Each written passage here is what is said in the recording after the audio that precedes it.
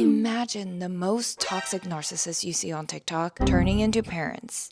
Selfish bitch! Welcome to TikTok parenting, where moms can't get over their sons. Ew, Mom! Run. Pygmies raise pygmies. I was looking forward to throwing a football to my son or having a beer with him. Now I'm forced to braid someone's hair and paint her nails and play with stupid Barbies. I don't even like Barbies. You hate me.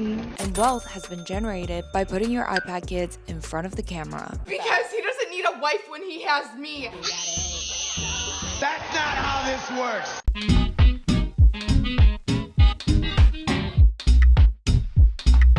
Look, I'm not a parent, but somehow the TikTok algorithm loves helping me expand my horizons by showing me mind-broadening content. From the 60th influencer talking about the Alex Earl Light, to the best sandwich in Italy, to parents on TikTok. Now that would be fine had these been boring, vanilla, normal parents. Ew, get off of me. Ugh, But they do not exist. At least on TikTok. I just had a baby and the doctor's like, you have to take it home now. Take it home and do what? Hang out with it? I don't even know her. What do I know about parenting? Well, I am a certified plant mom with only 3 deaths so far, so absolutely nothing. But dare I say, anyone who's ever had 3 hours of human interaction can tell that being overly obsessed with your son in an incestuous lover way, That's his mom. That's not his girlfriend, that's his mom. hating on your own daughter and seeing her as competition, Girls are just way too much drama. or monetizing views on your barely crawling kids who may or may not want unsolicited internet comments feels off. All right, sweetie, you ready to get some new notebooks and protractors and slacks? I want blue jeans. You're getting slacks! So today, let's get into the toxic world of TikTok parenting. Because as the pygmies age and become parents, we will only start to see a bigger wave of problematic people contaminating the future generation, making iPad kids more illiterate, addicted, and narcissistic. I might not have Botox and lip fillers, but I do make a mean green bean casserole. You better get in the kitchen and hang on to your man real tight before he starts coming home to me for dinner. Pygmy moms. Ever imagine pygmies turning into parents? Neither have I. But what my imagination lacks is made up by the reality that yes, pygmy mothers do exist and they either turn into aggressive competitors with their daughters, I see a strong, confident, beautiful young lady. Oh, look, you're here too.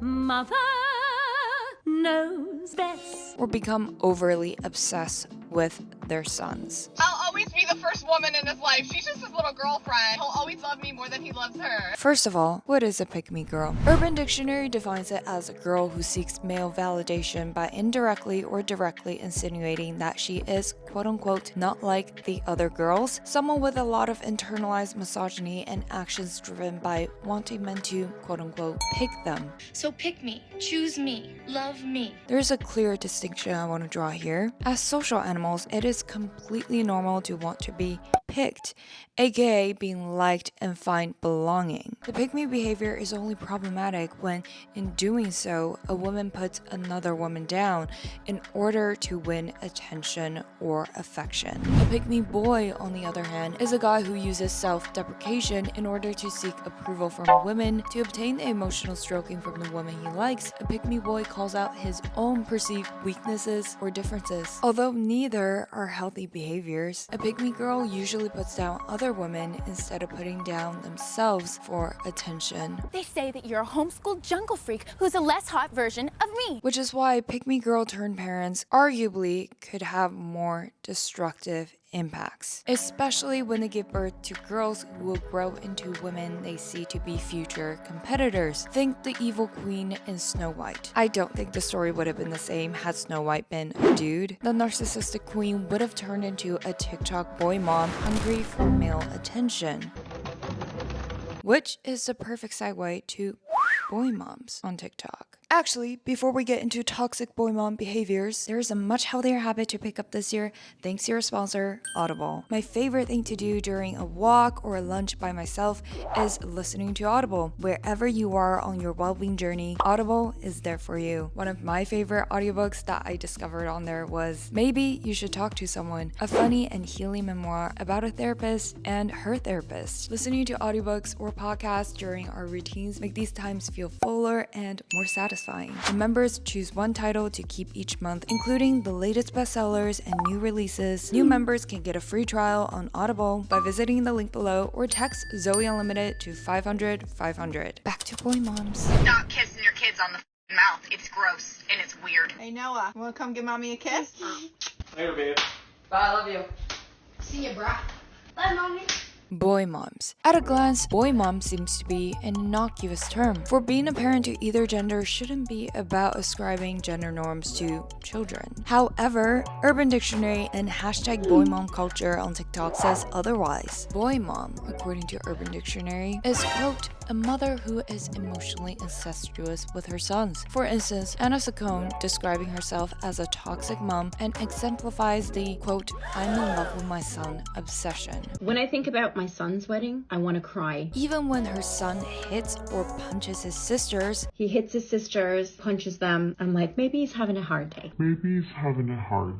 there are no consequences. He must be having a bad day. And then there's also the, quote, boys will be boys genre of boy mom culture, showing sons following the leads of their fathers or behaving badly, such as smacking their mother's butt and other disrespectful behaviors, normalizing inappropriate interactions between the boys and their moms. Boys will be boys. That, by no surprise, will progress into ways that these boys treat other women in their lives. Consent and mutual respect are learned behaviors. And if young boys learn that no matter how terrible they treat their mothers and sisters, they could get away with it because they're being just boys, they will know nothing about boundaries and respect between genders. And when a 2018 study found that 81% of American women experience some form of sexual harassment in their lifetime, the likelihood of that number decreasing is minuscule with the rise of boy moms on TikTok. Pick-me girls turned moms not only pick on their own daughters as they see them as competitors, but also on the future girlfriends of their 4-month-old sons. For instance, teaching their sons to cook, so, quote, he is not impressed by your frozen pizza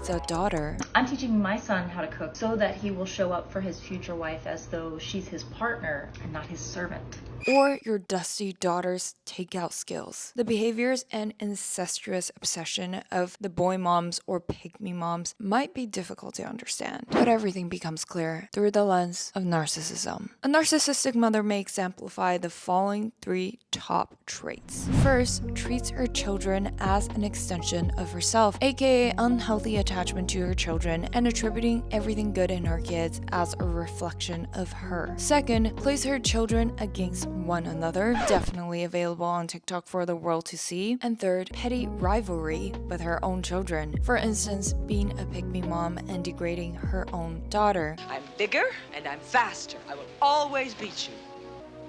Then I'm not gonna play with you anymore, ever.